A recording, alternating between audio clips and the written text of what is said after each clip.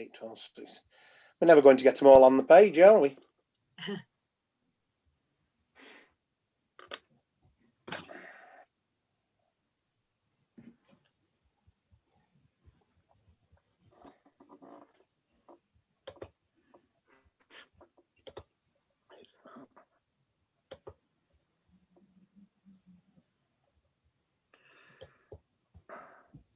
I think everybody's admitted now.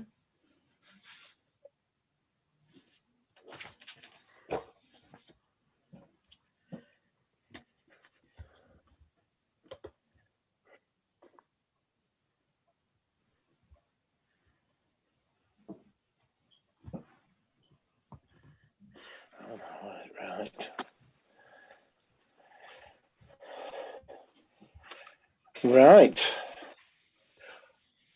Well, with that then, we'll start the Parish Council meeting, first one of 2021. Wish everybody, I won't say Happy New Year or a good New Year or anything like that, but thank everybody for joining, and bear with us because there's quite a lot of you. I can't see you all on one screen because I'm only on an iPad at home, but I will say I hope that you get your vaccinations and things get better this year. They can't get any worse, can they? So with that, I will start and pass over to Colin for prayers, if I may. Thank you, Chair. That's very kind of you. So let's pray and offer this meeting and all that we're experiencing to God. So, Father, we first of all do pray for the situation that we've now found ourselves in once again, where members of this council and our communities are once again affected. We'll be feeling the sense of worry and anxiety for the loss of business earnings and the worry that that causes, for the worry of contracting this disease. So for all those things that are going through our minds tonight and in the minds of our communities, we pray mightily for your blessing upon people, we pray. And for the hope that we have in these vaccines, we pray for the government as they wrestle with how to roll this out in a very swift way. We pray that that will work and happen, and that those who are in need the most are vaccinated first and receive it in good time. We pray for all those who are waiting for that process. So we pray for anything and all, Lord, to do with that. And finally, we pray for this agenda tonight before us, for all that will be shared and discussed, for decisions that will be made, for members of the public who might want to share and speak, and for each of the councillors represented here. We give thanks for their generosity of time and their energy and their willingness to serve in this way. So we offer all of this into your keeping. In the name of Jesus Christ, our Lord and our Saviour. Amen. Thank you for that, Colin. With that, I know all 5 of us are here, so technically I don't think there's any absences tonight. We will move on to the agenda with the declarations of interest from any of the 5 people on the committee. Nigel? If we touch on the lays, then I have a friend who's an adjoining landowner. Righto. Stella? Same for me, Stuart. I've got a friend who's an adjacent landowner. Are there any others? Because of the next one, I know it says dispensations. So with Chris, would you like to say your declaration of interest and then your dispensation? You've not unmuted yourself yet, Chris. Declaration of interest. Wife is the substitute councillor on High Peak Planning, and also I'm an adjacent landowner to the Lays. Chair, And then, yes, Jason? on the off chance the Lays is touched upon tonight, in a similar vein to Nigel and Stella, I have a friend who's a landowner adjacent to the Lays. Well, I think on that one, it's a very awkward one, but we all do. So hopefully it won't come to any problems. On the dispensations, Sue, your turn, and I believe we have one, don't we? No, we have two dispensations to Councillor Sizeland. Thank you.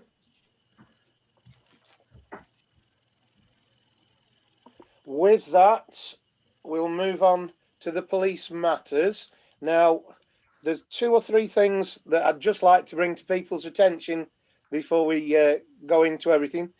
As the members will know, I've sent round earlier because we've had a notification today from the Borough Council to say that Thornbrook Road car park will be closed Saturday, Sunday, Monday, 9th, 10th and the 11th for the use of the surgery so that they can do the COVID vaccinations down there for the Thornbrook Road and the Goit Valley. I think that's covering Chapel-en-le-Frith and Chinley people who are in the correct tier. So don't be surprised if you go down towards there and find that the car park is closed for the use of that. But they have said anybody that normally uses it, they've got a dispensation with Morrison's that people can go and park over at Morrison's as such whilst they're using the shops there. So I just thought, as it's a viable thing for the police, and that it would be wise to notify that one.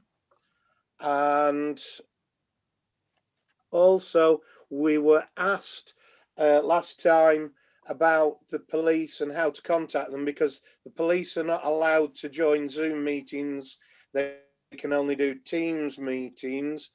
Obviously the normal 999 101 still all applies. If you wish to speak to a local PCSO, that obviously applies. Now, I can say from my behalf, as well as Councillor Kath Sizeland, who's on Community Select with the Borough Council, when we have our Community Select meeting in February, I think it's the 3rd, I haven't finished sorting my diary out yet, we have got 2 of the police coming, and if there's any burning major questions, we've been asked to send it in to the borough beforehand. So if anything comes out of this or there's any burning questions, we have the chance to put them through so that these police officers can reply to us in February. And I just thought that would be a good opportunity for the councillors as well as any members of the public, as we're on the police part. If Sue or I can collate them, we can make sure they can go through. And with that, we'll move on. Sue, we obviously haven't got a member of the police. Have we got a report from them for doubt? No, you just had that email from Lee Baker. That was about contact, really.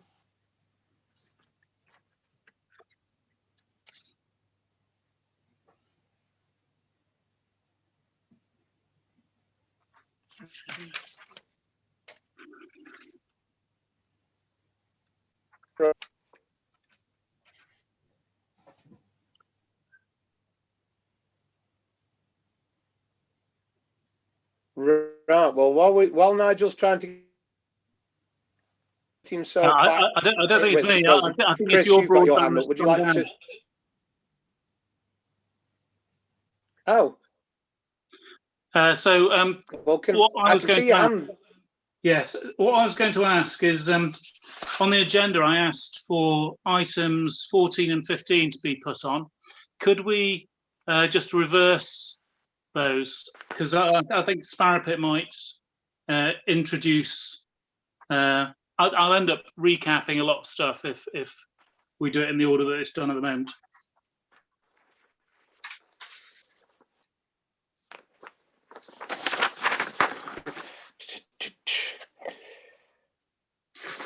oh, right.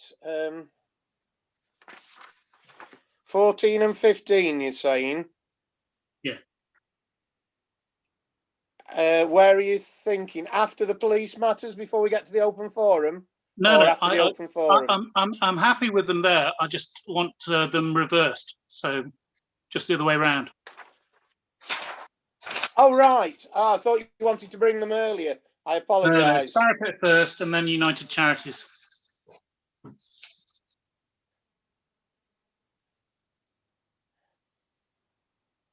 Right, I'm sure we can deal with that when we get there. Stuart. Right, back to Chris now then with his hand up. Okay, just a quickie. On item 9, the town hall, Sue asked me who we used for shutters, and I think the P&K shutters is the one I said we use at the time, just so that's a possible declaration of interest. So I thought let's just mention that in advance. Oh, you're going back to the declaration. Well, Yeah. we were on the police matters here, so I thought, okay. Are there any police matters from anybody? Jason, if you'd like to unmute yourself and say your piece. Thank you, Chair. Thank you, Chair. No, I'd just like to pick up on the letter received from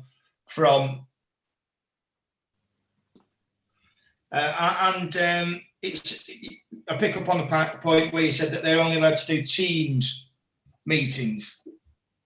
Is this something that us as a council can facilitate, so that we don't lose contact with them? So do you want to come in on that? Because Sue and I have spoken about this with Karen, and we're considering that we should probably consider doing a one-off meeting, as you say, to be able to correspond with them. Sue? Yeah, we can do Teams. All right, smashing. So if there's something specific, we would have to arrange a Teams meeting rather than a Zoom meeting so they could attend. So, you know, in the future, if that's okay. Yeah, fabulous. Right. Is there any other police matters, you know, that I'm just looking for hands of the 5 of you. There's nothing else at the moment. So we'll move on into number 4, which is the open forum. Now, I'll pass over to Sue to ask, I've seen the lady's name somewhere in amongst the list that I think asked to speak in the open forum. Have we got somebody? Yeah, Helen Mills. Yeah, can you see her, Stuart? We've also got No, I can't. That's we've the also problem. got Claire Young, Stuart, as well. I believe wants to speak as well. Yeah. Helen's- Well, that was the one I'd seen in amongst. I can see Helen. Shall we go with Helen? Helen? Hi. I think I'll be appearing on your screen as Helen Mills, which might be confusing matters when I've been emailing as Helen Westwood. The technology about why that's happened is beyond me. Right, so is it Mills or is it Westwood, may I ask? No, it's Westwood. Mills. I was Helen Mills 10 years ago, but I don't know, the computer's obviously much more keen on that surname. Right. Okay, so it's Helen Westwood. If you'd like to speak first in the open forum, you've got 3 minutes to say your piece as such. Thank you. So, yeah, my name is Helen Westwood. We live just outside Chinley at a new address in the Wash, which is Wayside Farm.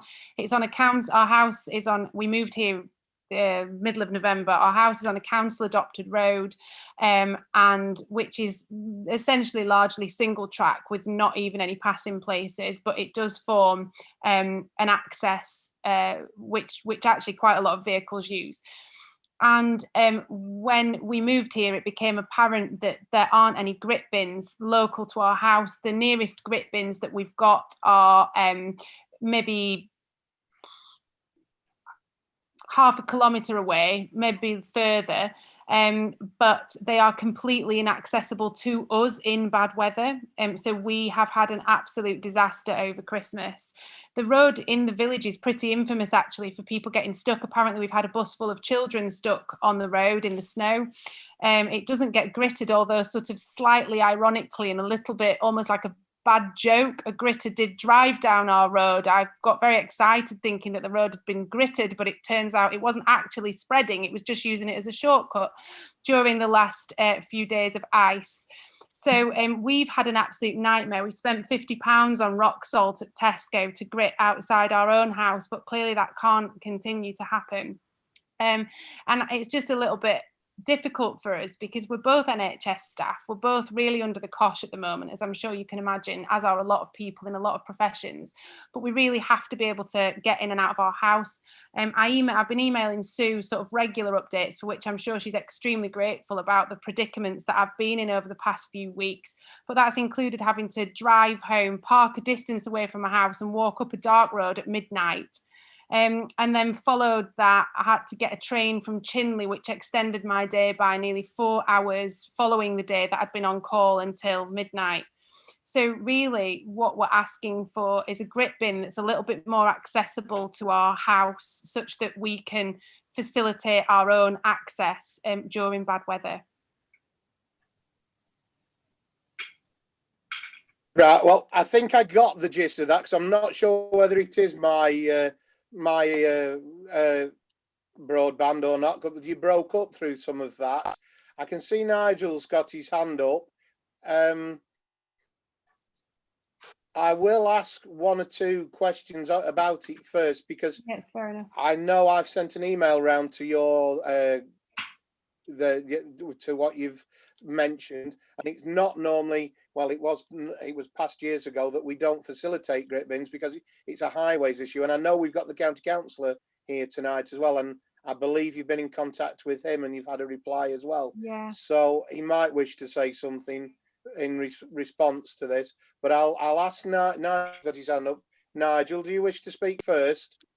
Yeah, this is an issue that I've brought up for the past 2 winters, and I've had a pretty poor response from other councillors in the past, but since we've got a slimmed down version of the council now, I'm hoping that people might have changed their minds. So I would like the council to have many more grit bins, especially in the more remote parts of the parish. At the moment, the parish grit bins are concentrated in the town. I think that's just awful. You know, people in the Wash, people in Sparrow Pit must think, you know, that the parish council has forgotten about them. So I say, let's ask the county council to provide a grit bin, and we'll provide 1 fill a year. That seems completely fair enough. And I think, because, you know, from my point of view, without wanting this to be a completely monetary thing, but we pay council tax at the same rate as all, you know, proportional to our land size. We pay council tax at the same rate as all of the people living within Chapel, and they benefit from not only grit bins, but also gritters, and we don't have either. And it, you know, I've seen people with fractures of all magnitudes in my job in A&E from far less predictably dangerous situations than we currently live in. Right, Jason, you've got your hand up first, and then I'll come to Councillor Perkins. Yeah, thank you, Chair. I'm in favour of Nigel's ideas, Chair, and I'd like to add that I've had a similar email from the residents of Walker Brow at Doveholes, who are finding it incredibly difficult to get off the new estate there as well. For me, I think grit bins, I did mention to Sue in one of the emails if we'd got a list of the grit bins around town, and I think you touched upon that some years ago it was a highways matter and that you felt that you'd done enough. But I think as the town continues to grow, these things need to be revisited every couple of years to make sure that we're actually, you know, trying to look after as many people as we possibly can.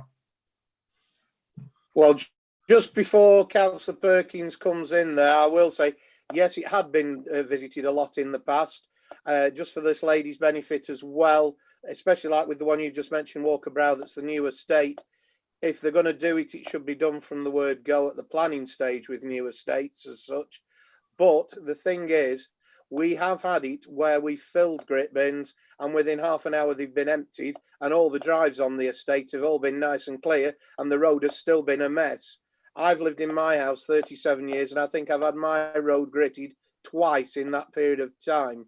So I can feel for people, but I know it isn't the perfect thing. And yes, it's highways and everything. And we need to, Jim, I'll ask the county councillor to come in first, if I may. One of the problems is that Stuart is absolutely spot on.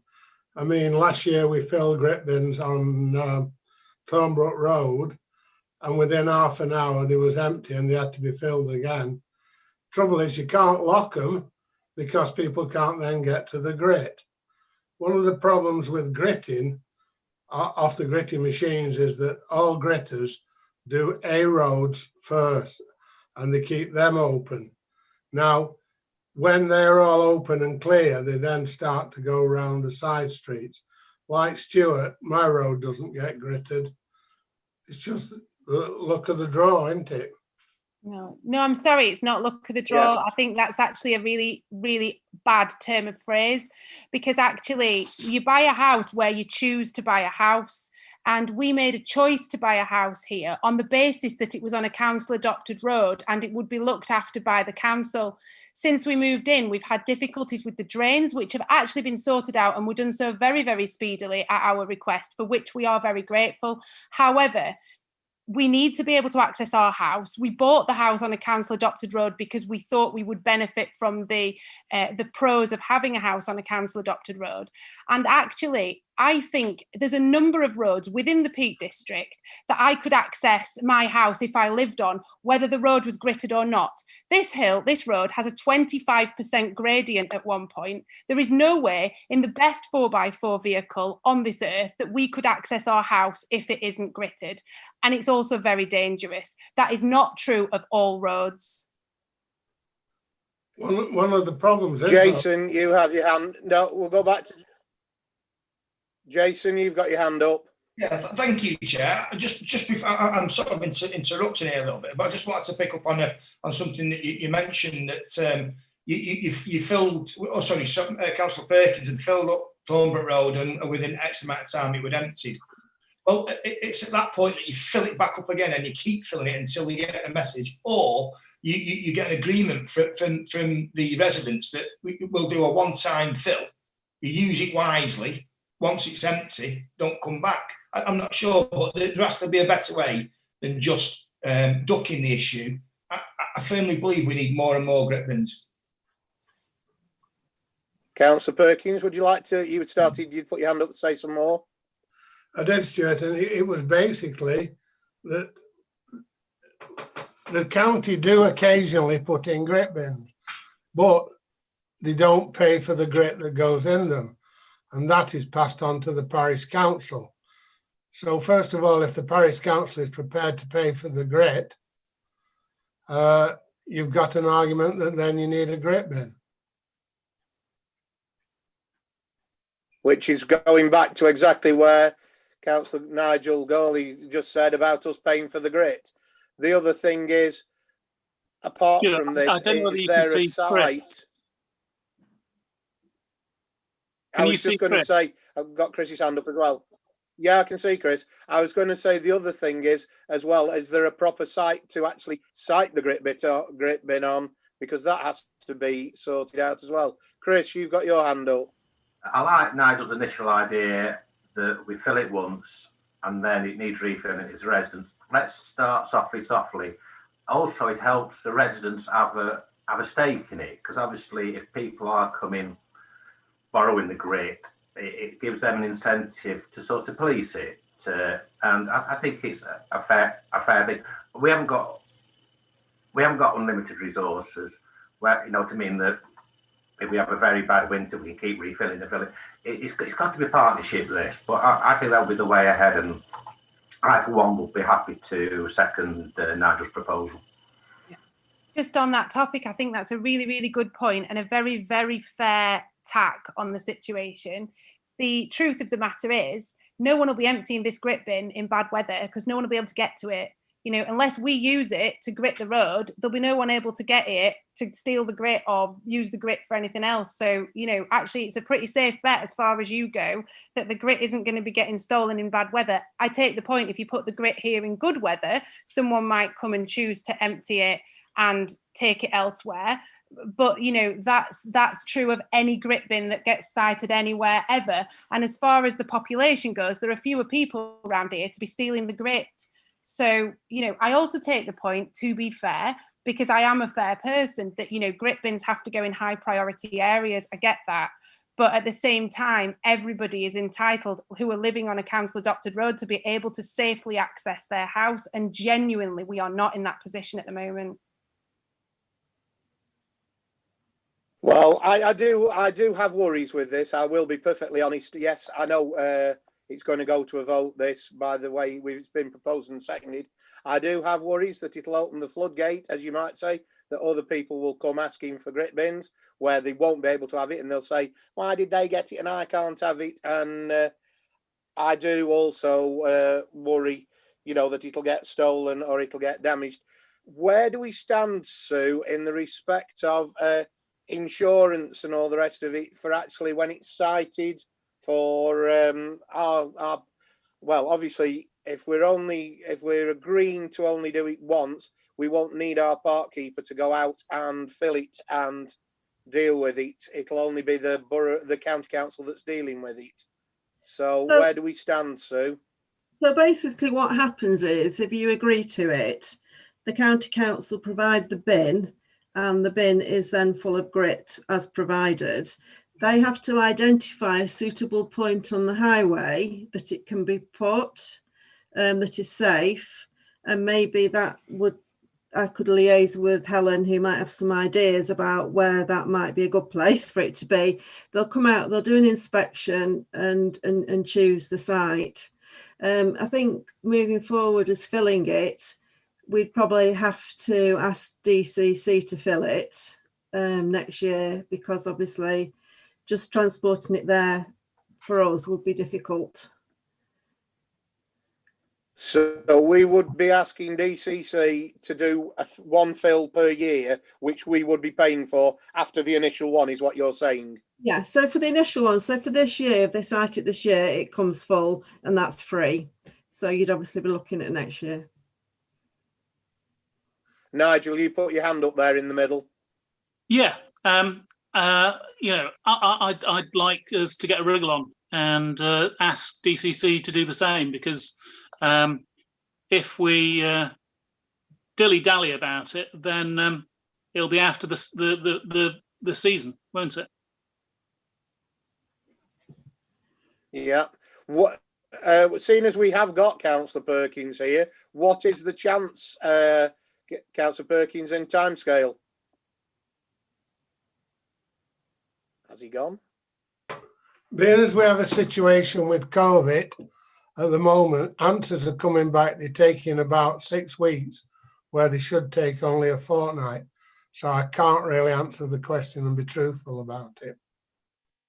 One of the things to the lady concerned is, it is possible to be a snow angel. And if you're a snow angel, the council actually drop you off the equipment to put on the road, including bags of grit. I missed that, I think. Sorry, a snow angel? Yes. Nice. Which were originally snow angels. It was a case of you were registered with the county council and they liaise with you and sort out, and you are the custodian of it in your area. Yeah, I'd love that. I'd love to have time between administering COVID vaccines to be able to grit the road as well. Like, I'm not sure that's the wisest job for me to take on at the minute. Jason, you have your hand up, and then we'll go to a vote and finish this subject. Otherwise, we'll be here all night. Oh, yeah. Thank you, Chair. Thank you, Chair. Just a quick one again. It just worried me a little bit that you said that you got concerns that this might open the floodgates.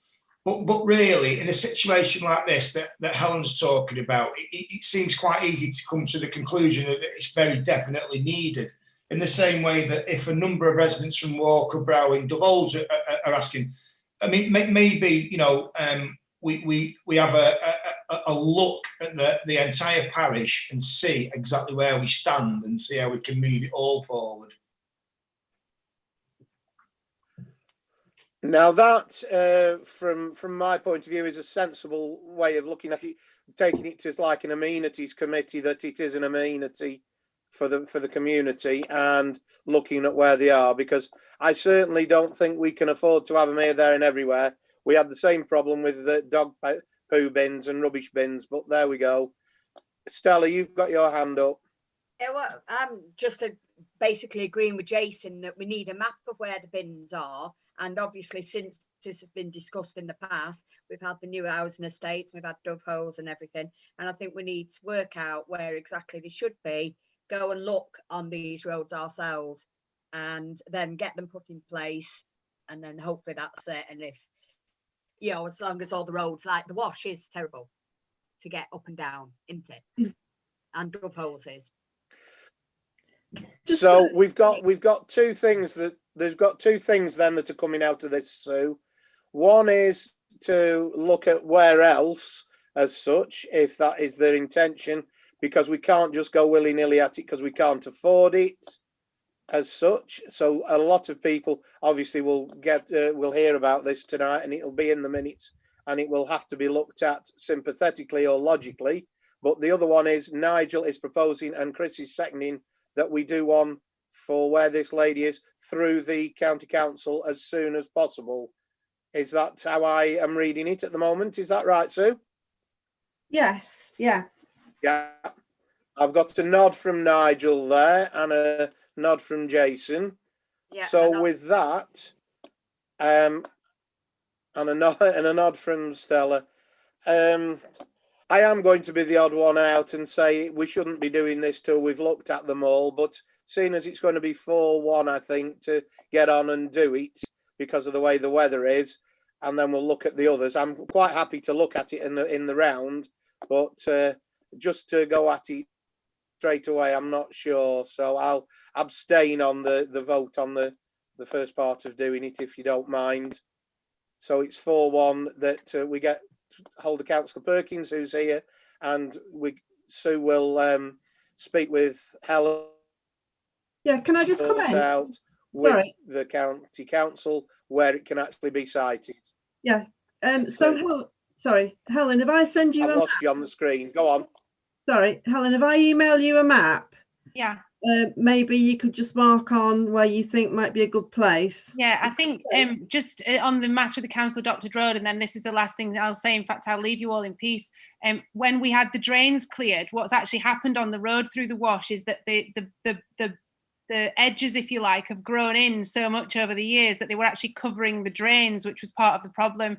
So I think there's a large area of the road that even we or my husband has already been digging out to free up the drains. We could dig back anywhere and put a grit bin. So I'm more than happy to mark a map, Sue, where it could easily go. It would just be sort of on what is the side previously was the road.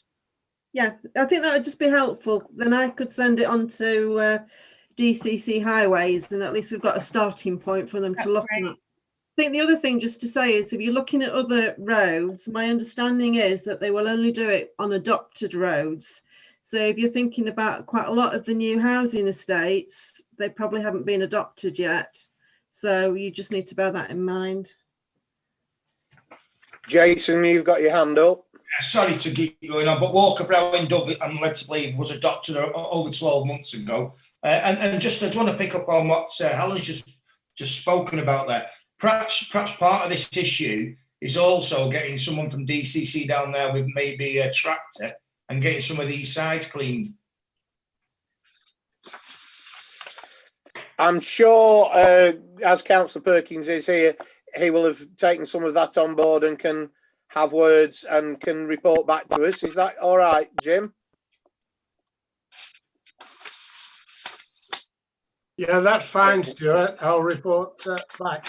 actually, this lady that we're talking to now, whereabouts in Chinley does she actually live? I live in the Wash, so In the Wash. I don't know if you know the Wash, but we live up from, so the Wash obviously is the area and sort of extends into the bottom where the little bridge is. If you go sort of across the bridge away from the Wash, up as if you're going to go up and over to the Castleton Road, we live on that sort of on the single track part of the road, which, you know, is actually, it's quite heavily used, which is nice. People walk and cycle and things along that road, but we had a whole family stuck on the road on Christmas Day, which was pretty sad for them, on black ice. Right. Well, with that one, we've made a decision and we'll put that one to bed for this moment in time, but we'll put it on towards the amenities to look for elsewhere on that one, Jason. And yeah. Councillor Perkins has got this for county. Thank you very much. You say, well, we've taken longer than normally do. We don't normally sort things out while we're doing. We just take your information and then get on with it later. But because of what it is and the weather, I think Councillor Gawley was right. It needs sorting now rather than in time for next year. Right. Did you say we've got a namesake of mine, Claire Young, wishing to speak? If she'd like to unmute herself and bring herself in. And what does Claire wish to speak about? I met with Chris just fortuitously when he was delivering the Christmas greetings. And he noticed that I'd put a note in the telephone box in Bagshaw. So I'm here to speak about the adoption, if possible, by the council of the K6 style red telephone box in Bagshaw. There've been 2 attempts now to remove it by BT. First of all, dating back to 2016, at which point Peak Park objected to removal of it, and also the council objected to removal of it. Since then, I've managed to stop electricians removing the electricity supply to it just in December, and put a note in the phone box asking them not to remove it. And I've been in contact with BT about the possibility of retaining the box. And despite the fact that Peak Park objected and that the council objected, they still seem to think that the only route to retaining the box is for adoption. So I'm here really to ask if the council could adopt it. The question I have for you on that one, Claire, is: do you mean retention of the box as a phone box with a phone in it, or just the retention of the box as a visual asset for the village? As a heritage asset for the village, but also we'd like to pursue the defibrillator option. I was in contact with British Heart Foundation last time we looked at this in 2016, 2017, and you had to apply for funding. At the moment, I checked again last week, and the community defibrillator program has been paused by British Heart Foundation. But that's the route that we'd like to go down once we've got the phone box adopted. We're a small hamlet, as I'm sure you know. There's 11 houses, and access is difficult in the winter. I am listening to the story in the Wash, and we have equally similar situation here. My husband had a stroke 6 years ago, and there was difficulty getting the ambulance down the hill with the ice. So anything that we could do, obviously in an emergency situation that required resuscitation, and if we could have a defibrillator, you know, obviously that would enhance survival. Thank you. Well, I'm obviously having trouble because I missed some of that again, but I got the gist of it, because it isn't the first time, as you say, and it does go back before 2016, I think, because one person wanted to do it, but they never came back to us as such to take it over, because we do have some others in the town that have been taken over. There's one on Hordens that the local to look after, because it's all down to you have to look after it, even though we work out to purchase it from BT. It can't have a phone in it, which is a shame up there, because I don't think it's the best of receptions for mobile phones and that as such. Not everybody has them all the time with them. But the thing is, somebody would have to take ownership of it, even though it's done through the parish council, because it has to be locked up, it has to be cleaned, it has to be painted, it has to be looked after. We do have one down in Whitehouse that was taken over. Well, it's in our parish, but it was taken over by the people down in Whitehouse and Chinley, because they actually got in touch with the Heart Foundation that you're talking about to put the defibrillator in. So it's actually registered to them. So I don't know which is probably the best way to go forward with this one for the future. I appreciate what you're asking. I think, well, I can see two hands up. So I'll start with Nigel and then I'll come to you, Chris.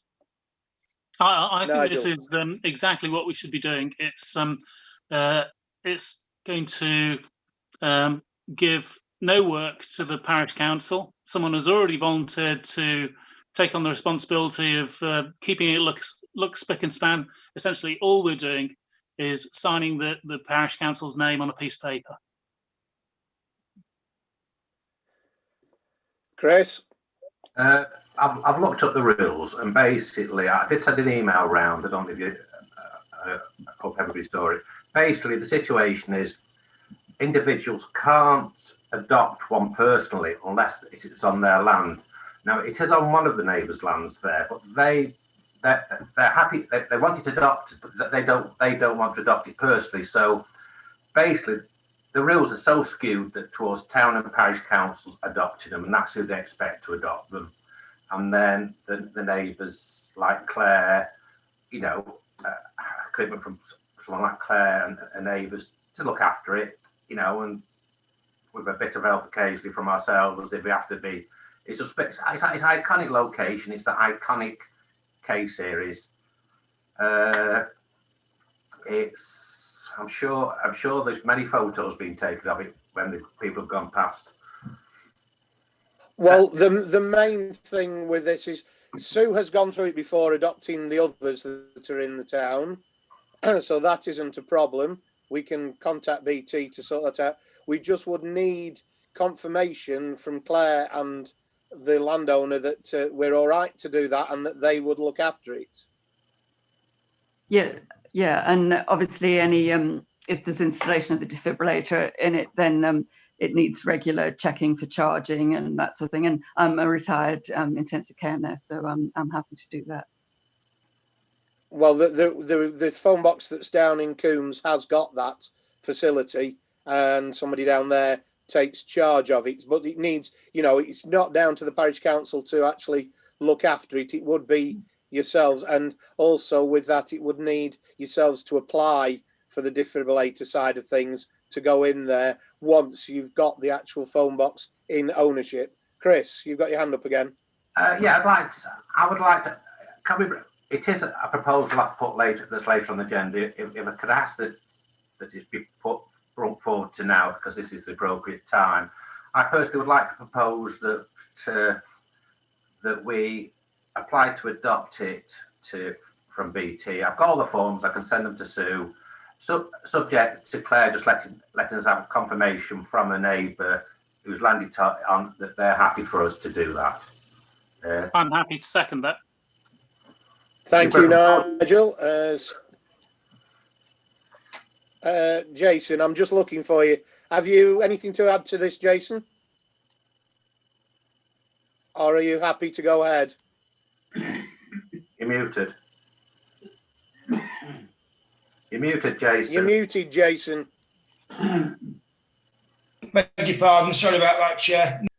I'm happy for us to go ahead as the other councillors have suggested. I think it's great to see them in the countryside, these boxes, and if we can make use of them, let's do that. Yeah. Because seeing as you're chair of amenities, it'll come under the amenities side of things. So, with that, I think everybody's happy to do that. So that's a job for going on with, Sue, to sort out the paperwork from Claire that they're willing to look after it, the paperwork with them that the landowner says we can go ahead with it, and then it's the BT side of it. And then after that, we will progress with Claire as such in the respect of the defibrillator and how that is proceeded forward with for the future. Is that okay with everybody? Lovely, thanks Yeah. very much. Thank you. You all right with that, Sue? You've got that? Yeah, that's fine, yeah. Yeah. Right. Have we any other people? I hope, well, we've spent quite a bit of time there. Have we any other in the open for the public participation? Nope. Oh. Can't see any other waves or shouts. So with that, we'll move on. Item 5 is to receive the minutes of the full council meeting held on the 1st of December. Have we got a proposer and a seconder for that? Thank you, Nigel. I'll propose them. Thank you, Jason. To receive the minutes of the planning committee held on the 8th of December. Have we a proposer and a seconder for that? I'll propose them. Nigel and Jason I'll again. second them. And then to minutes of the footpaths working group held on the 15th of December. Proposer and a seconder for that. Yeah, we've got Who was at the footpaths working group? That'll be Chris and Chris. I weren't able Chris. to go. No, I missed it, but I'm back to propose it. I've read the minutes. There's a couple of. Sorry, Sue, you were going to speak there. Just because it's a working group, you only really need to note them. Right. Right, okay. It was just that I wanted to go through the matters arising now from them as such. Bring my paperwork round. So that's that. Right, if we go through the minutes of the full council meeting, is there anything on page 1? I'm watching for hands going up or shouts. Anything on page 2? Anything on page 3? Just to say, we will get to the loss of earnings as an agenda item shortly. And we have not had a response or anything as such from the highways issues at Chapel Primary School. We have nothing to report back as such yet, with no reply. Page 4. Sorry, can we just go back to page 3? We've got a date for the fire alarm to be done, haven't we? Oh, yes, I've got that on my dates list. Do you want to do it now? Yeah, well, we can do. It's going to be done on the 14th of January. The company that we spoke about last time to do with the fire alarm, the new box will be fitted on the 14th of January, and they will do the tests while they're there. They'll have to test everything, and they will do the 6-monthly test, which brings us round to July, which is the fire extinguishers as well. And when they're here, they are going to have a look round and quote us for what we wanted on the magnetic opening closing setup for the doors for safety. So we'll be able to bring a price and everything back to you on that. But it's all in hand now, that one. So moving on to back onto page 4. The one I would like to say is when we get to the meetings one with the budget meetings, because of timescale and everything that's going on, the budget meeting that we've got put down for Wednesday the 13th of January, we'd like to move to Wednesday the 20th of January, push it on a week, if that's all right with people, because it's trying to get everything through from the Borough Council to be able to set the precept and that, and we don't have everything as such yet necessary. So when we come to the meeting dates, I'll go through those. Nigel, you have your hand up. On 21221, I've started working today on getting some of the minute books digitized. I'm working on the ones from 1894 through to 1915, and the initial impression is that they were a very dynamic group of men. And women. No That's women. going to be that's going to be interesting. Right. And then obviously there was nothing for page 5 on that one. So that's that. We now move on to the planning meeting. Sorry, Sue. Can I just go back to page 4? Sorry. I've got in touch with Historic England to ask them if they'll come out and have a look at the Market Cross to see if any work needs doing, and if so, what can be done. Right. Stuart. Chris, I'm just trying to follow my papers. Yeah, Chris? I was talking to the Duchy of Lancaster about something else. I have mentioned, I've sent them a picture of the Market Cross as well, because they technically own it. Yeah. And asked them for a reply. I'll say, I think we'll be dealing with. Yeah, we'll be dealing with that under an amenities at some point when we get replies to it. So with that, I'll actually move on to yourself, Chris, with the planning meeting that you held on the 8th of December. Is there anything you wish to bring up from that? Not really. Time's going on in this meeting. I think the basically all self-explanatory, to be honest, without just basically just saying adverse. What I mean was, there's no updates or anything. No, not at this moment. No. All right, thank you. And then moving on to your footpath working group, which obviously is one for noting. All I was going to say was, in your minutes somewhere on the ones that were done for the 27th of October, your minutes said the next meeting will be on the 8th of December. Well, you ended up having it on the 15th of December. So for a true record, your one before meeting minutes probably want just updating that the date had to change.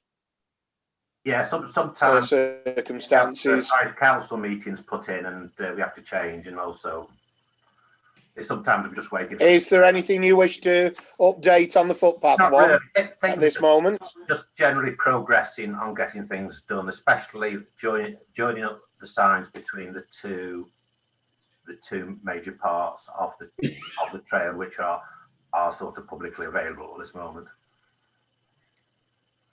And then obviously you haven't got a date for another meeting as yet. That's to be announced. Oh right, it was not in the minutes. No. It said what time you meet you. Oh yes, it is. Sorry, it's the 26th of January. I apologise. It's under the word draft. Sorry, I missed that. Sometimes we're flexible. That is what we aim to do. Right.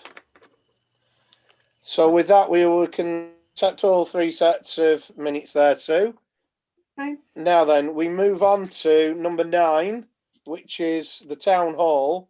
Now, you will have received a sheet in your pack that's the loss of earnings so far in bold.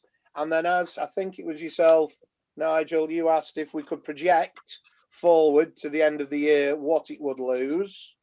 And yes, it wasn't very nice reading that when we got to nearly 16,000. But I can say, as of today, as such, we will probably lose more than that, because with the new COVID restrictions, the hirers can't all hire that we had that we were hoping would come back. There's one that might come back, which is the fitness one, which is classed as health. So they're allowed to, once they've done risk assessments and that. So hopefully they might come back. But the other thing is, besides the 10,000 we received off the Borough Council at the beginning for all this, we have actually now received another 1,334 to help with the cost. And obviously other things have been announced today. So we will follow, soon I'll follow through and see if we can get any more out of anybody to help with this loss of earnings. Are there any questions for, yes, Nigel, you've got your hand up. So at the moment, it's saying until the year end, we're going to be about £16,000 down on the town hall as a venue, but it's probably going to be £1,000 more than that with the additional restrictions that were announced yesterday. Yeah. Yeah. Yes. Yeah. Obviously, We've also had 11,300 from the government. Yeah. To try and offset that. That will take you to £4,500 loss. But from what's been announced, if we can get any more, I'll reapply again and see if we can get any more. Yeah. But at the moment, ready for the budget meetings, which we've been talking about, you'll be looking at, there's a £4,500 loss as we stand at the moment, but we will try and get some more. Right. Right, well, we move on to the next one then, which is where Councillor Sison declared his interest as such. It's the quote from the shutter people for the main room, which you will have had.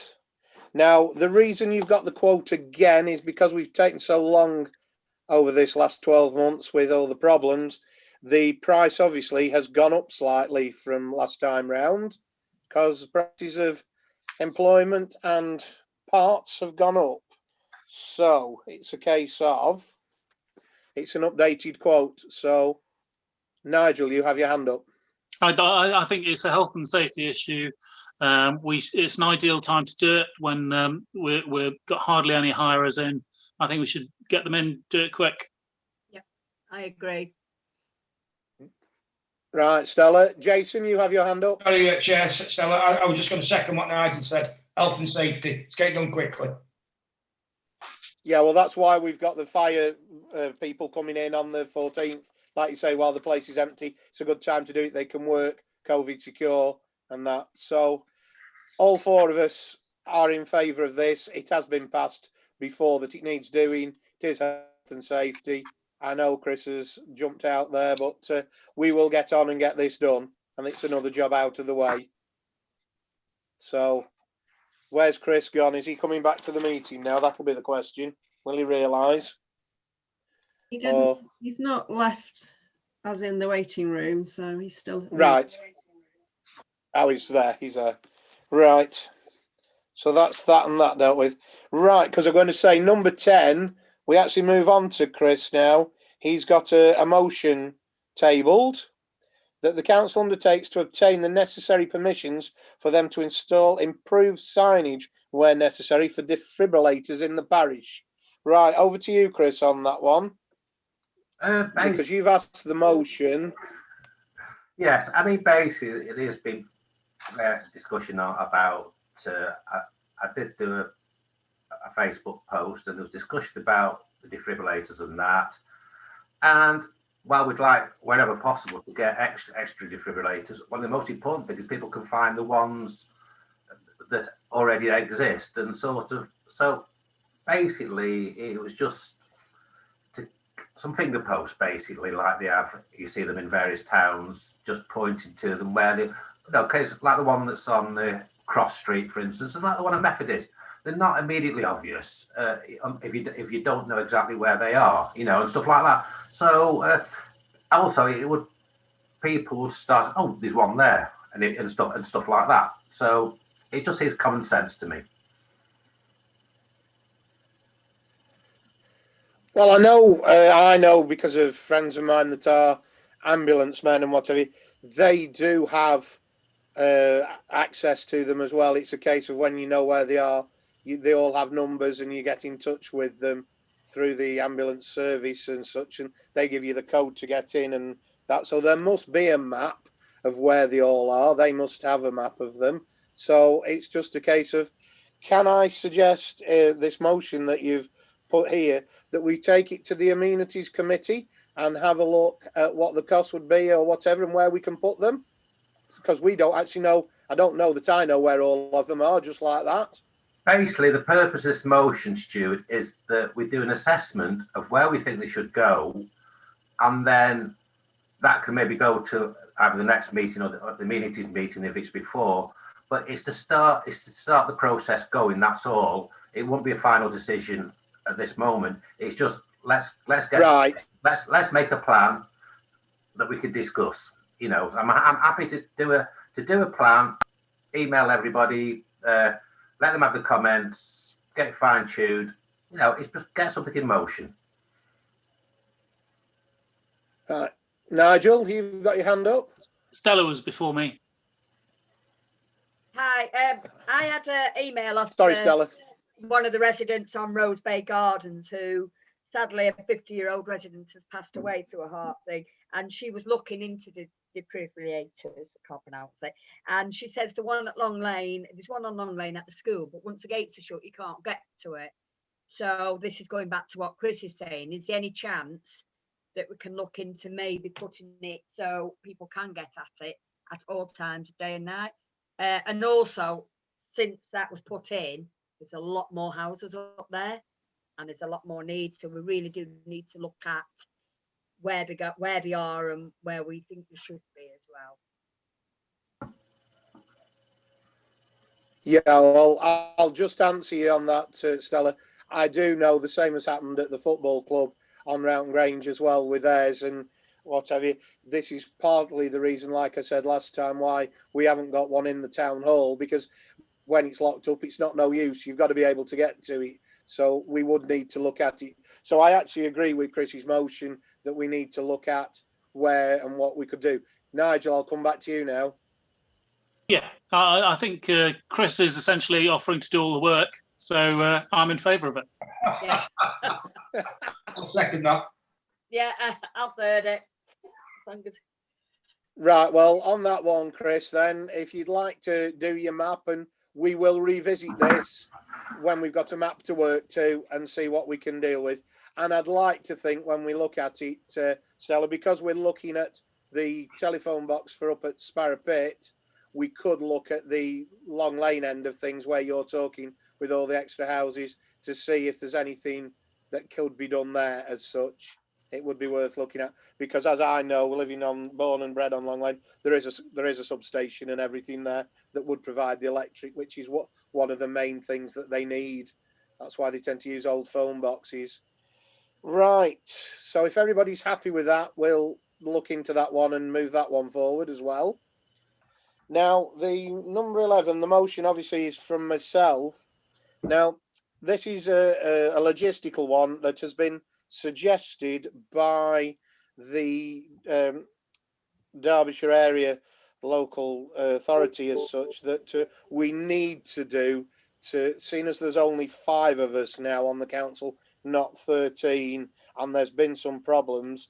I have sort of worded it in the respects of that the council recognises that there may be possible conflicts of interest from councillors and staff in relation to the Mugger, the skateboard park, the laser allotment site, which there are only 5, with there being only 5 members on the council.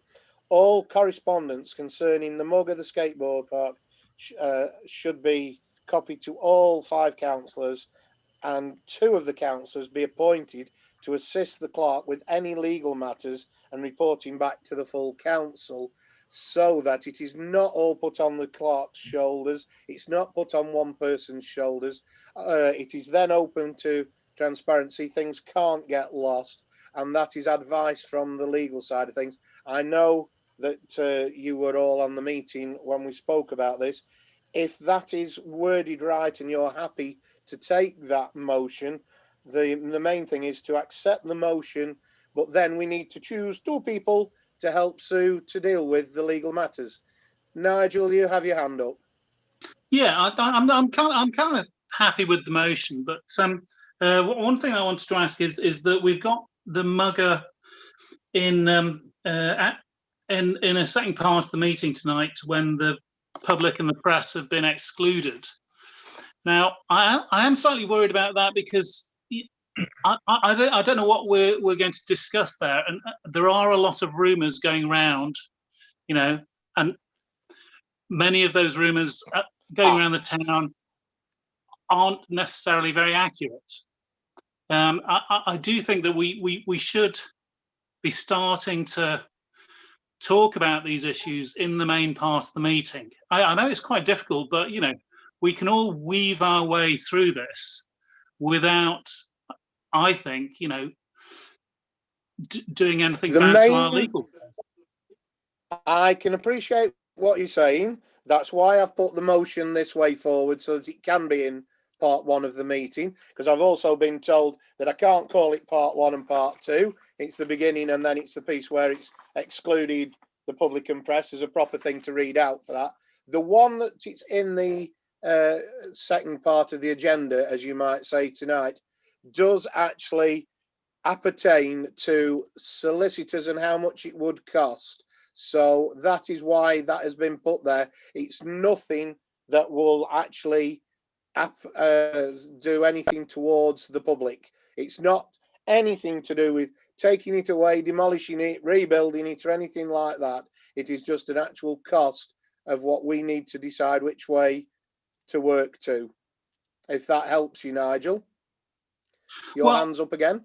I think in private conversations and in confidential parts of the meetings, I think all of the councillors have sort of been skirting around this issue of mediation, and I think we're all generally agreed that we need to try and mediate with the complainants, but I don't think we've ever told them that, have we? Yeah, our solicitor's written to both people who are making a claim on us. Good. And okay, that's why it's in the confidential bit. As I say, that's why it's in the confidential bit, so that you know you can't speak about confidential things about them there. But as it goes, as I say, there's nothing in this. I am in favour of this motion, by the way. Can I just add on to that? There's obviously a cost to the mediation, and so it has been suggested it's split three ways. Obviously, the council and then the two other parties. I've not heard anything back yet to say whether that's been accepted. So obviously that would come forward in this part of the meeting once we've heard back, but at this moment we haven't. There's nothing to report on that as yet. So you're in favour of the motion. I've proposed it. You've seconded it by that. The others, are you happy with this motion? It's then just a case of which two councillors want to help Sue with any legal things when we're dealing with it before it's passed back to the five of us. Anybody putting their hands up? Well, I'm quite happy to be involved because obviously Chris can't do the lays, but he could probably do the mugger. So I'm quite happy to be involved with the lays if you want, and that frees up. Nigel? I do get on with the complainants. So if you need someone who is going to have calm conversations with them, then it's not really the complainants. It's actually dealing with the solicitors so that nothing gets lost in transactions, because you know what solicitors speak is like. So, well, you know, if Chris is happy to do it, then that's fine. If Chris wants to bow out, then I'll do it. I'm happy for you to do it, Nigel. Okay. So on that one then, Sue, obviously I will be interested as chairman to know what's going on, but your two for that to help you with the legal matters is Nigel and Stella. Okay, that's fine. Fine. So that helps that one along. Now then, back to motion from Councillor Sizeland about red phone box in Bagshot. We've dealt with that. That's done. So we're all right with that one.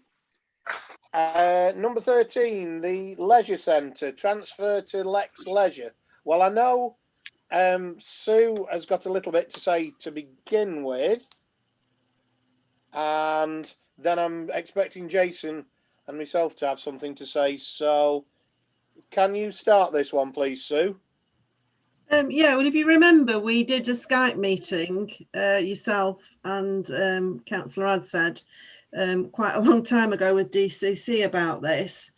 Basically, DCC have come back and said it's gone through their legal department and they have no issues with the contract being awarded to Lex Leisure, who are part of Parkwood Leisure, who are obviously hold the contract at the moment. But obviously, because the council have an interest, they just wanted you to decide whether you are happy with the transfer as well. And if you've got any issues, we can take them back to them. Right, well, just as putting my borough council hat on as well, I know that Lex Leisure is like a wholly owned subsidiary of Parkwood Leisure. Lex Leisure are looking after everything that the borough council has, as well as Staffordshire Moorlands, and it's just a way that they move their staff round and everything. Whether it works better or not, I'm not sure, but that's up to them for managerial purposes. I don't think, because of what's happened with the borough and what's been said by county, and they say legally it's all okay, that we can really do a great deal about this as such.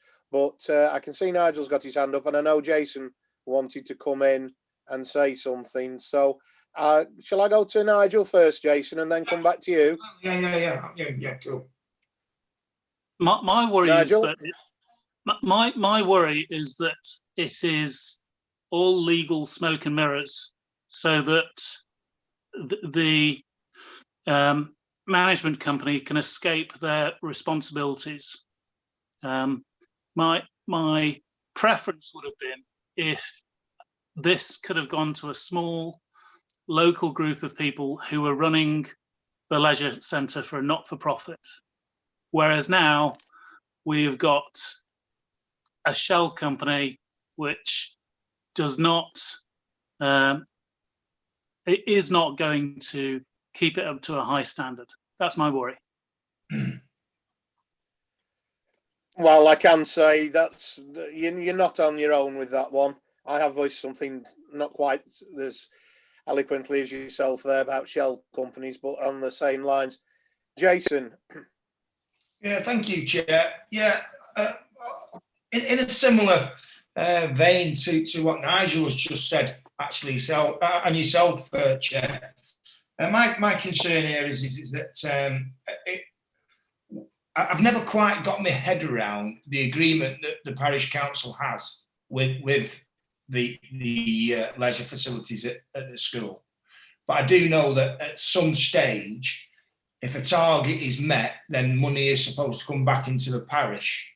Is this another obstacle in getting money back into the parish on the off chance that they ever invested and actually started to make some money in there? The cynics amongst us would probably say yes. And in that case, it doesn't really represent the best for the parish. That is why, from my point of view, and I know Councillor Norton was with myself, and then I have been with yourself on the management committee when we go to the meetings, we have to keep pulling them up and pulling them up. Yes, we fought and fought and fought because they weren't looking after the AstroTurf properly. They wouldn't upgrade it to the 4G. They've gone back with an AstroTurf, which I don't think is a lot better than it was. Yes, we've managed to sort them out with all the fencing, and the fencing around the site actually is a lot better.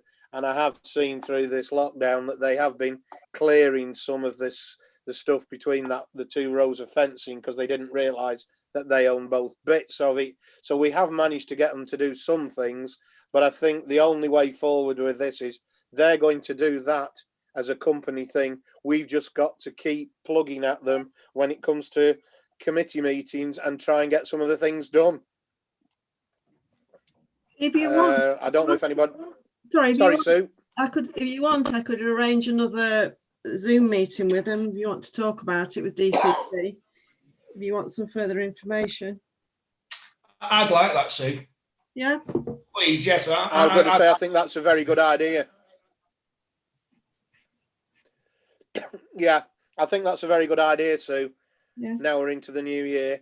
So if everybody's favourable with that, Sue can sort that out and Jason and I can have a meeting with them and then come back to you if you're all happy with that.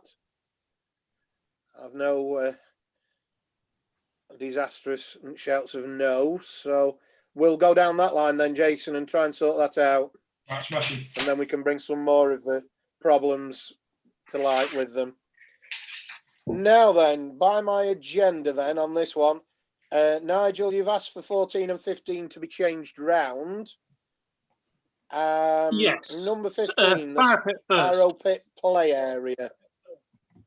So really, I'll hand over to you and let you start.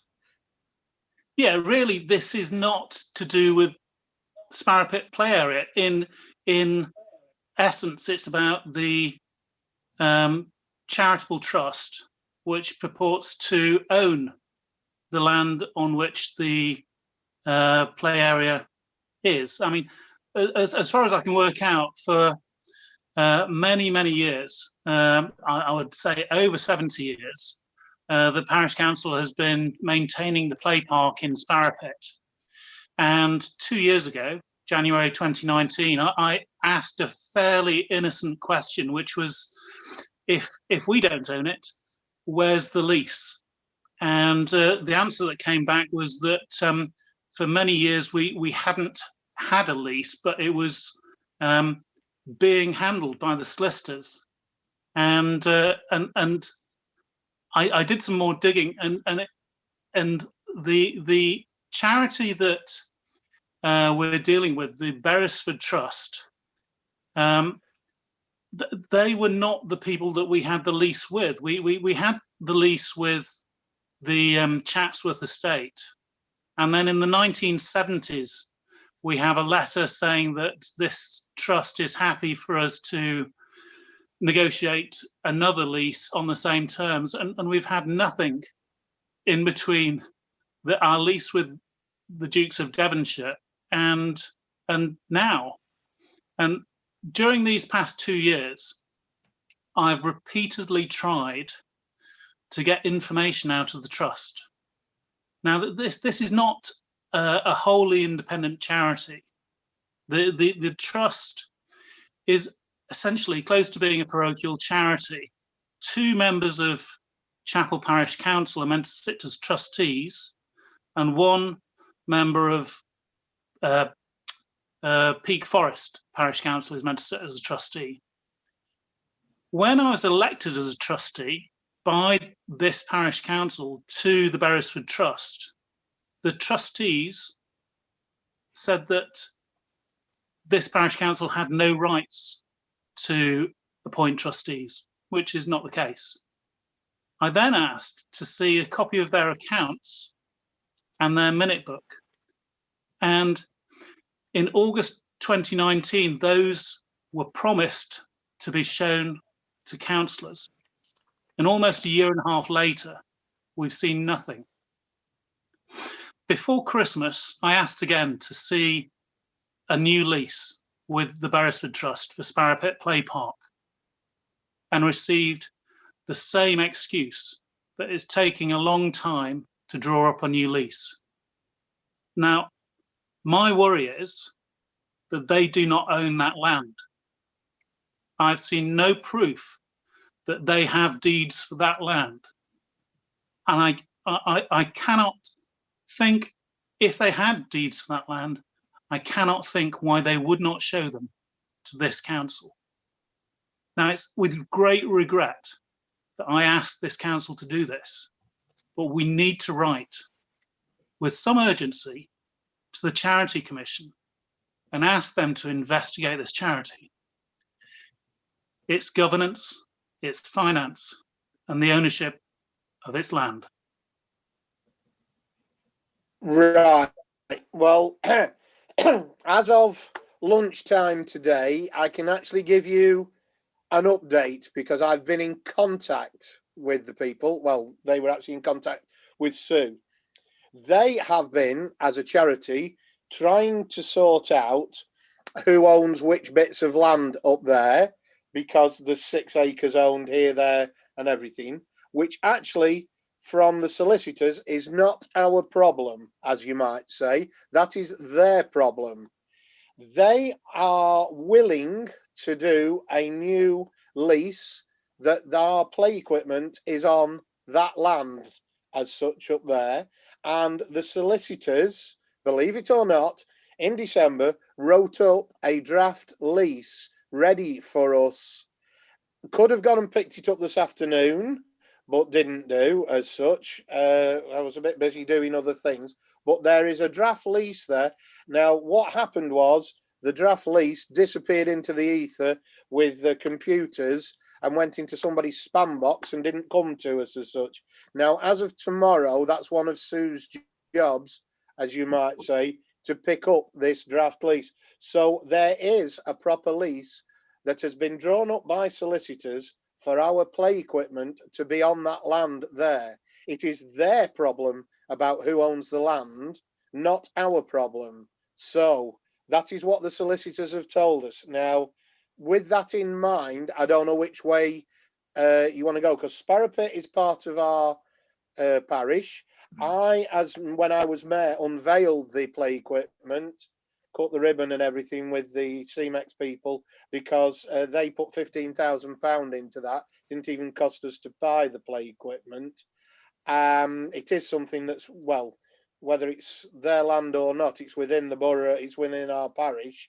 It's play equipment for people up there, and yes, we need to look after our play equipment for our health and safety rights and that.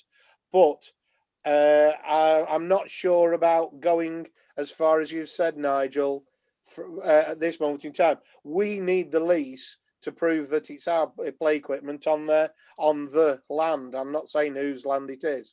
You've got your hand up.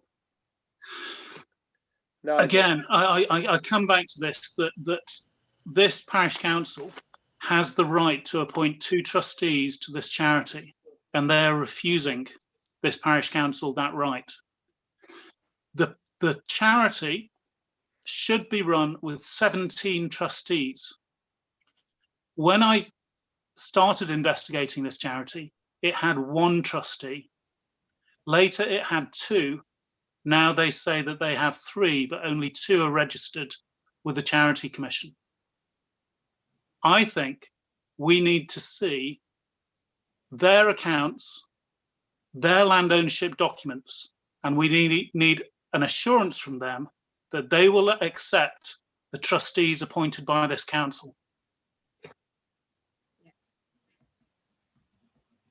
Right, well, I think the first job with that, I can see Chris has got his hand up, And but the first job is with that is, Colin has as well. I think we need to write to them first, and with your, now we've put it down so succinctly, and ask those points to that degree. Chris, and then I will let Colin come in as he's on one of our other charities. Chris? It's just them providing a lease to us. If we haven't got proof of ownership, means nothing. It's like me sort of saying I'll lease Buckingham Palace to you, Stuart. It doesn't mean anything. All right, I've taken an absurd example there, but it's the ownership proof that's needed. Well, I was under the impression with what the solicitors said was that they own the land. That's why I said they've got 6 acres of land. So I was under the impression that they own the land. Why they haven't told us that, I don't know. Colin, as our representative on the charities and that, would you like to speak? Yes, please, and thank you for allowing me to. Can I just clarify from Nigel first? I get quite confused with charity law and all the rest of it, so forgive me for the naivety of the question. Can I just ask you, is your question directed at the United Charities? Is that where you? No, it's no. Not? I'll come on to the United Charities in the next point, which I have fewer concerns about. Okay, because now I've got a chance to speak about, because I sit on United Charities. I'm not quite sure how and why. I think the incumbent, the resident vicar of St Thomas Becket, automatically gets a place on there, whether they want to or not, as far as I understand it. Correct. That's correct. Okay, so all I want to say to the councillors on this issue, that whatever you might say, Nigel, is that I am most concerned, I think, bearing in mind that the office I hold, of any potential investigations into that you might be proposing, and you might not, into how United Charities function and how they run. All I do, you're not going to do that, because if that were the case, I wouldn't want to get involved in any of that. All I do effectively is sit on that council and determine, or that charity, to determine how we distribute some of the funds for the nominations we get. But as a parish priest, I wouldn't want any of that. So I would withdraw from that, not in protest, not as an angry, but simply because it's not conducive to the office I hold. So I would withdraw from it. This point that I'm raising about the Beresford Trust is purely about, it's a charity which is not part of the United Charities. Okay, all right. Thank you. That's helpful to clarify. And Chair, thank you for allowing me to speak. Thank you. I thought it worthwhile with you being on the United Charities, as that comes up in the next one, as we've changed them around. So, Nigel, you would like us to write to the Sarah Beresford Trust, asking those questions, is what you're getting to on this one? Yes. Or are you asking us to write to the Charity Commission? I think, given the developments with the deed that you've revealed tonight, with the lease that you've revealed tonight, I think we should give them one last chance and then revisit this at the February meeting. They will know that there is a sword of Damocles hanging over them. Stella, you've got your hand up as well on this one. I'm a bit confused. I mean, I remember hearing Nigel and seeing Nigel before I was even councillor being voted on this committee, this trustee and everything. And I've been and sat in meetings when it's been discussed. And he was always put down and basically said it's nothing to do with him, but not in them words. And to me, I think it's funny that Nigel's been pushing and pushing, and suddenly today, when we're going to report, we want to report it to the commission, the Charity Commission, we've heard from them. And I just think there's something underhand going, I feel. Because that's how I feel. I have to say that, because it is something not quite right. But if Nigel is willing to give him another month to see if they come back with anything, that's fine.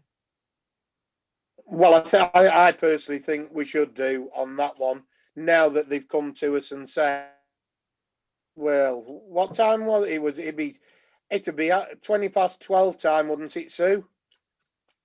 So actually what I did, because it was an agenda item, I did actually contact them to ask them for an update on the lease. And that's obviously, I have copied you in on, I think, 2 emails that have come. And then obviously Stuart's had the conversation with them today. So it's because we've been that we've got to where we've got to, Stella. Had we not, we wouldn't be any further on than what Nigel says from previously. So we'll write that letter or contact them. Can I make that as a proposal? Nigel? We write to them with this ultimatum that they turn up with the documents that they promised in August 2019 and some proof that they own the land. And of course, that they will accept our 2 trustees. Yeah, before we'll enter into the agreement of the play equipment officially.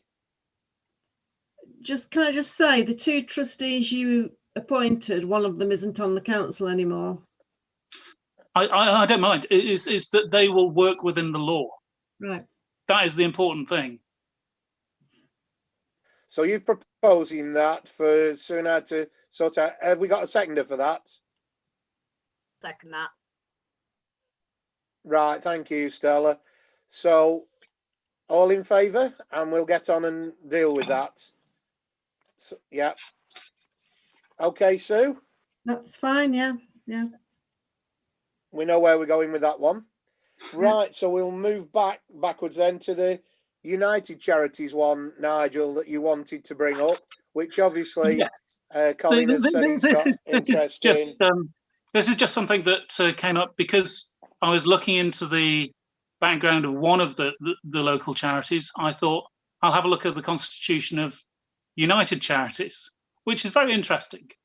Essentially, they were church charities dating from the 17th century, so they've been around for 400 years.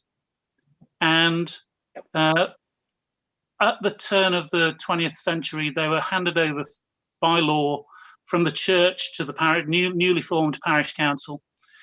And they had a constitution from that time.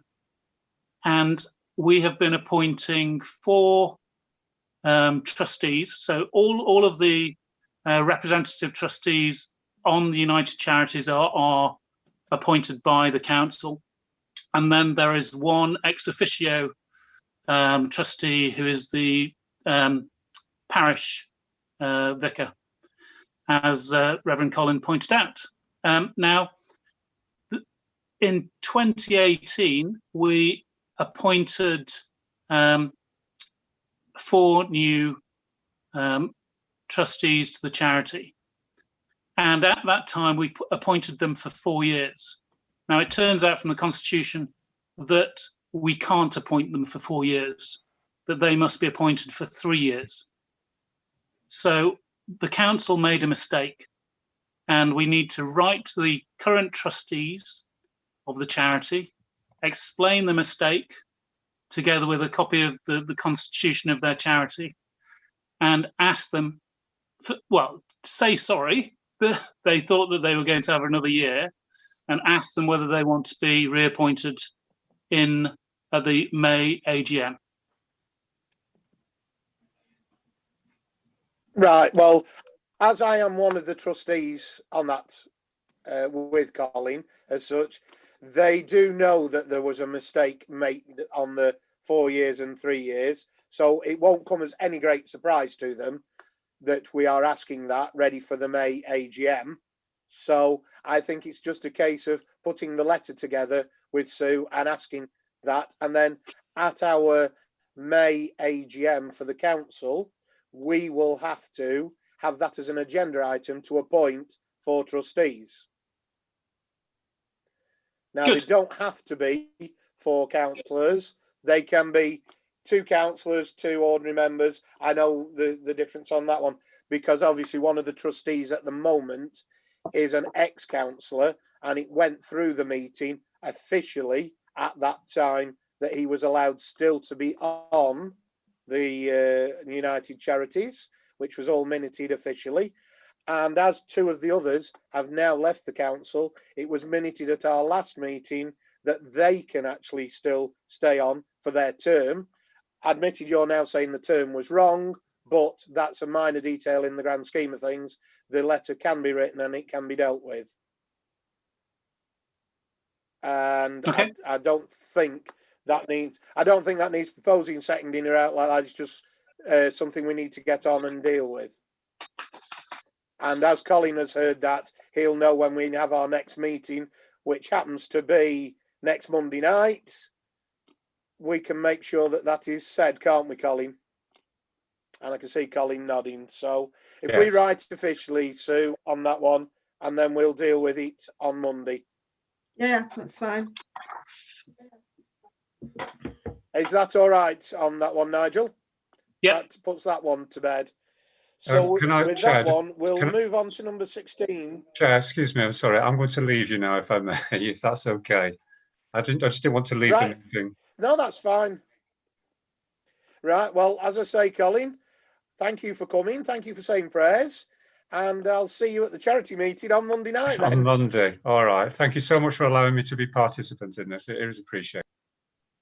No, that's what you're here for. Thank you for coming. So with that, we'll move on to number 16, the Rural Market Towns Group membership. Now, I think Sue wants to say something on this first, because I don't know whether somebody's under misapprehension about membership or where we're going forward with this, because I know I wasn't available when we had the meeting. I think 3 of you were available, but we've had obviously correspondence and it's here. So I don't know who's brought it up, but do you want to start, Sue, and then whoever take over?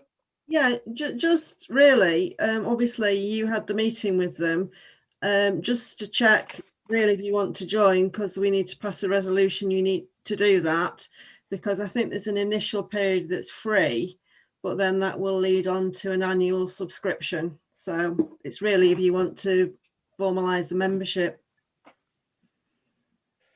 Right, well, I can see Nigel's hand up, so we'll start with Nigel. Yeah, the rural towns, the Rural Market Towns Group is a lobby group which is lobbying central government and other quangos to try and get a better deal for rural market towns. The membership fee isn't large. I think it's worthwhile joining up just because they're a voice for towns like ours. Well, I'm going to jump in there and say, and I'm sorry to say, I will disagree with you on that one, regardless of the cost, because there was a Rural Market Towns initiative several years ago. Sue would probably tell us more on the cost at the time, but we spent money year on year on year, and all we ended up with was a logo that we were allowed to use on the top of our page, like we have the quality assured mark and our normal sign that we were allowed to use to say we were part of this Market Rural Town initiative, and we never got a bean or anything out of it. We never got any help or anything. And I can remember certain other councillors being very vociferous in respect of it works very well for small groups that are small communities, because they don't have the backing that we have from other councils as such. They aren't as large as us. And I just worry that we will be duplicating what is being done by this new lady that's been paid for by the Borough Council and the government, Lindsay Wetton, who you've all met under Regeneration. And I just worry that we're duplicating things as we have done before, and it didn't work and we got nothing out of it before. So I'm sorry, I wouldn't want to spend any more money out. But Chris, you've got your hand up. Would you like your turn now? I'm happy to second Nigel's proposal that we go with a free trial until July. Then we can just see how it is. Take it from there. Yours is different slightly to Nigel's there. You've said the free trial till July. Where were you coming from, Nigel? I thought yours sounded as though you wanted to pay the membership and go further. Well, it sounds like Chris would prefer the free trial and then see how it goes. So I'll mediate my initial proposal. So let's go with a free, see how it goes, and then hopefully, once it gets around to the end of the free trial, you'll have seen, Stuart, how good it is, and we'll pay for the annual subscription. Stella, you've got your hand up. I was just going to say, I went to the meeting and that, and it was very informative. And I think, yes, we go for the free and then see how it goes. But I would have been willing to pay for the first year anyway, because to me, the way it's a completely different group than it was years ago. He explained all that, and it seems as though he wants to get places like ours on the map and help out. So, but we'll go for the free trial. Jason? You muted, Jason. You're muted. Did you want to say anything? Sorry, or yeah. are you just agreeing? Chris has got his hand up, Chair. Okay, I should have added that they wanted a flagship parish council or town council in the High Peak. They want to get a representative in the High Peak. And basically, you could say that we're pushing ourselves a bit ahead of the other town and parish councils. So, and it's not going to cost us anything. So that's all I wanted to say. Well, I'll agree with you for going with the free trial as such, and then revisit it when it comes to paying. But I'll reserve my judgment on what we're paying for, as Nigel has just said there. So, is that all right, Sue? Does that give us a resolution? That's fine, yeah. For a way forward. Yeah. Right. So with that, we'll move on to number 17, which is the schedule of accounts, which you should have all received via email today when Emma got back in. Are there any questions on the schedule of accounts? Or are you happy for Chris and I to go in and sign them, as we're the only two signatories? Chris, you've got your hand up. Just a couple of queries. Public loan repayment of about £3,500. Public Works loan is the first question. What is that for, please? And the council took out a loan to put new heating in the town hall, so it's repayment of that loan. All right. How much is left to pay down? Are we? Let's see. To go? Off the top of my head, I can't tell you, but I can email you. Okay, thank you, Sue. The business grant I'd circled. Right, we're showing both a business grant and a regeneration grant. I take it the business grant is what we talked about earlier. I just wondered what the just under £2,000 regeneration grant was then, please. Just interest, please. So that is, you know, the planters that we bought to put under the green tourist signs. Yeah, so we paid for them and they've given us 50% back under the regeneration grant scheme. High Peak have given it us back. Okay, we've got it. Yeah. So, any other questions besides that? Everybody happy for those to be paid then? I'll propose. Chris is nodding, so he's seconding. Hands up. Everybody happy with that? And then we can pay our people. Brilliant. Happy days. So then we move on to the correspondence that we have received. Now, Sue, I think the easiest is for you to go through these, is it first? You've all had a copy of them, I think, with your pack. Yeah. Yeah. Yeah. So we need, because they've come in time for this meeting, if we go through them one by one, we've obviously having a request and we would need to make a decision on this one as a full council, or there's only 5 of us here anyway. Nigel, if you'd like to unmute yourself, you've got your hand up. Yeah, can I propose that we pay for the replacement Christmas lights?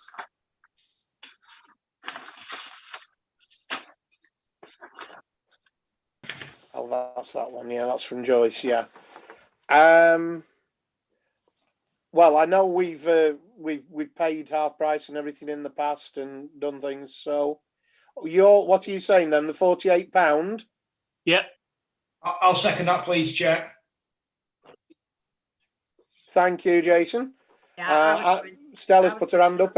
Yeah, you're happy. I'm happy. Chris? Yeah, I was going to second that, but as a business, I'll be making a donation as well. So, but yeah, it cheers everybody up seeing the lights on. I think it does.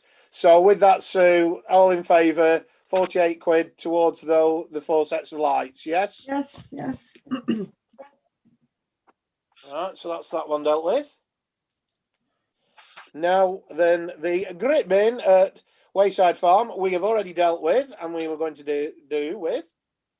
Now, we've had an email from Jay Walls. Now, I know I emailed you all before Christmas about this because we responded to this person. And as it goes, she did not come and want to speak in the open forum today. We have spoken about what the email was previously in the respect of talking about things in public. And if it's against a single councillor, the rules for correspondence and everything means that they should report to the monitoring officer at Borough Council, which she has said she's going to do. So there is nothing else for us at this moment to deal with on that one. I think she will probably come back to us when she's had a reply, but it is not for the parish council to actually deal with on that one. I think that about sums that up, doesn't it, Sue? Yeah. So with that, we can move on to number 19, the dates for the meetings. Now, I'd started earlier. Now, as we're going through these, we'd got the 13th down for the F&GP. But as I said earlier, we can't get all the paperwork together. And I think we'll probably need to have a Zoom meeting just to explain some of it to you before we actually do the budget setting, because it's like with what Chris has asked, some of the questions today, so the answers are there, so it makes sense when we go through it. But we do have a couple of things that have come from DALC, and we know there is. I was going to say, if everybody's all right, I would suggest that we keep the 13th, and instead of doing an F&GP, we do a personnel committee on that night, which we know we've got to do and bring forward and sort out. Move the F&GP on to the 20th, the following Wednesday. Then with the conversation, the lady who would do the DALC training for us, which is to do with some of the finance and some of our amenities and some of our personnel stuff, she said she was available on either the Friday of the 22nd or the 29th in the afternoon. And I've asked the clerk and the assistant clerk if they're available for either of them. They're available for both if need be. But I know, Jason, you wish to have an amenities meeting to deal with some of the things that want sorting out in the park so that the park keeper can get on with his work, especially through lockdown where he's working on his own. So I was going to make the suggestion that we have the amenities meeting on the afternoon of Friday the 22nd and the DALC training on Friday afternoon of the 29th. Now, if anybody's got any problems with any of those, shout up now, or if not, Sue will get ahead and sort out the paperwork and everything for everybody for those dates, and we start off the year as we sort of want to go on, if that's all right with everybody. Jason, you have your hand up. Yeah, thank you, Chair. Just as regards the amenities, now as a full-time employee, I do find afternoons difficult, but because of the situation that we found ourselves in with just the 5 of us, from now until May, I can be a little bit more flexible, and I'm happy to use a holiday and try and accrue time that'll allow me to have time off in a week if it does become an issue for people. Well, this one, though, the 2 Friday afternoons were going to be 2:30 on a Friday afternoon, which hopefully would have meant you didn't need that much time off, and you've been able to would work that out. And I've spoken with Emma on your behalf, and she said if we can alternate either the Friday afternoon and an evening or whatever for your amenities meeting, she's willing to meet, as you say, halfway on that one. Yes, and so we can get some things moving. Yeah, I'm happy that's of help to you. Yeah, no, I'm happy to work with right. the council. Yeah, no issues. Right. So with that, Sue, we can speak. Sorry, Stella. It just seems we're adding more and more things to amenities. So, like we're going to add the grip bit and everything. Today we're 3 or 4. If I could just interrupt there, Stella. It's a great point, but I think the amenities on the 22nd will really be only a catch up on what we've asked to carry out currently. Right. Yeah. So we'll try and finish off those, and then we'll aim to be able to move forward to the next batch. Yeah. What I was going to say well, is the way it's going, I think we're going to need more amenity meetings. Oh yeah. After this one, well, maybe well, just to say, for this one to start the year off, what my thoughts were as such, because of how we'd finished off last year, this amenities meeting that you'll have on the 22nd will be to deal with the picnic benches and the benches and everything that we want to, and the drainage that we need to. It will have nothing to do with the mugger or anything like that, because we said we'd have that as a one agenda meeting as and when with paperwork that we can actually talk about that. So that's why I say it shouldn't actually be a long meeting. That it's just so that the park keeper, obviously as we're in lockdown and we want to try and get some of these things done before the Easter break so people can use them, we just want to be able to I won't say write them off, that sounds horrible, but to actually sign them off somewhere there. And then, you know, as long as the 5 of us are there, or if the 5 of us can't make it, it's only coming then to the February the 2nd meeting or whatever it is, the first Tuesday in February, that we can actually ratify and pass them through, and then we can get on and get the jobs done. If that's of help, Stella. Yeah. It's just, I know we don't add in a lot more things, so I agree. We want to get the benches done first, and then. But I think we're going to have more. Yeah, we do have we do have a plan of action, but that was just for January and takes us to the next February meeting, and then we'll hopefully have some answers for things. So with that, we sorry, move Stuart, on. Before you move on, this is to do with amenities. Can I just say I'm having the trophies made for the community awards, so I'm being in touch again on Thursday. It's got the logo and everything, so hopefully they'll be done in the next 2 or 3 weeks. Brill. Well, that'll be one then we can sort out some dates to deal with that as well, because I'd got one other to bring under correspondence as such with this and dates as such, and it's just something to bring forward, which would be basically under any other business as such. I've had somebody contact me who was a past parish councillor, being Nigel Bradbury, asking if we can do anything, or if anybody knows how we contact to do anything with the cinder path that goes from the station through to Coombs, because the path is getting in a terrible state. He's obviously been out for a walk up there. Now he's on his own, and he says it isn't as good as it used to be. So with that, there's nothing we can actually do now. I was going to pass that on to Chris as the footpaths working group and see whether we can see anything about, because years ago, obviously, when we had proper trains with smoke coming out of them, they used to throw the cinders out and everything. That's why it was called the cinder track, but it is theirs to look after. So it's just something we need to be wary of, to into replacing or helping somebody replace some of it or do something up there, because you don't want to be, when you're out and about now walking through quagmires and everything. So with that, have we got any press releases, do you think, that we need to do, or do you think that will be next month when we've got these awards done? That's why I brought it up. I think right. It'll be next month.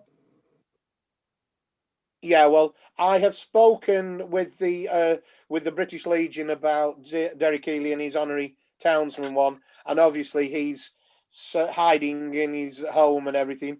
As soon as we can do anything, Sally and I will sort something out to get him down to the cenotaph and have a photograph and hand it over properly, do something official that can go on the website as well as ours. He does know about it. It has been spoken about and everything. It's just a case of, it's rotten times under COVID that you can't do these things, but they're very pleased, obviously. So we've no press releases, so that sorts that out. So with that, Sue, I can say thank you to everybody who's attended this meeting.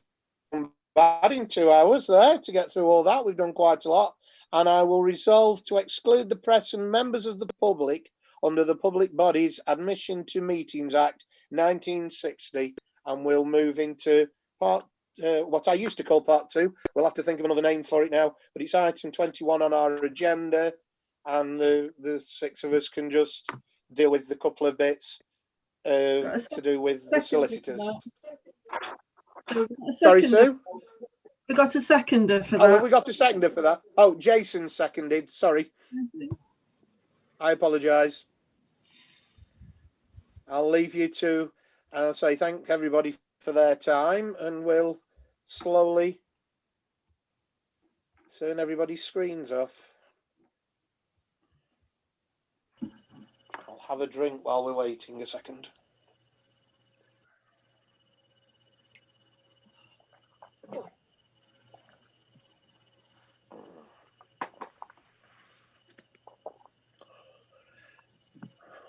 Oh, the numbers are going down now.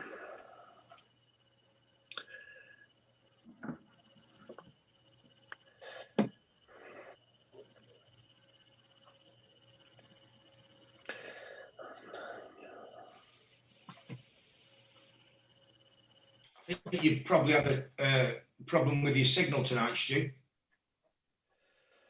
Do you reckon? Yeah. You early on you froze for a while. All right. Well, I'm sorry about that.